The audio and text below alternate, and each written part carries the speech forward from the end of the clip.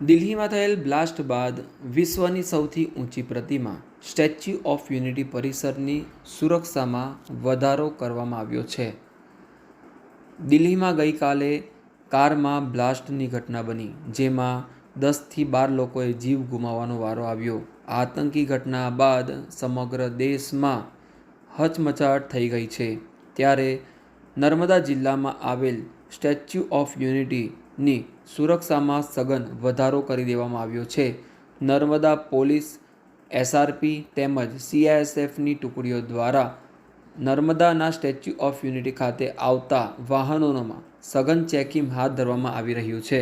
ઉપરાંત હાલ statue of unity ખાતે ભારત પર્વની ઉજવણી કરવામાં આવી રહી છે, જેમાં રોજબરોજ વિવિધ રાજ્યોના મુખ્યમંત્રી, નેતાઓ, મંત્રીઓ તેમજ રાજ્યપાલ આ કાર્યક્રમમાં ભાગ લઈ રહ્યા છે. ત્યારે વીઆઈપીની અને વીવીઆઈપીની જે આવન જાવનની હાલ પ્રક્રિયા સ્ટેચ્યુ ઓફ યુનિટી ખાતે દરરોજ ચાલુ છે, તેના પગલે નર્મદા જિલ્લા પોલીસ સહિત એસઆરપી અને સીઆઈએસએફ સજાગ બન્યું છે અને સુરક્ષા વ્યવસ્થામાં સઘન વધારો કરી દેવામાં આવ્યો છે. સાથે સાથે 15મી તારીખે દેડિયાપાડામાં વડાપ્રધાનનો મોટો કાર્યક્રમ હોય, બહારના જિલ્લાઓમાંથી આવતી, બહારના રાજ્યોમાંથી આવતી ગાડીઓ, વાહનોનું પણ સઘન ચેકિંગ હાથ ધરવામાં આવી રહ્યું છે.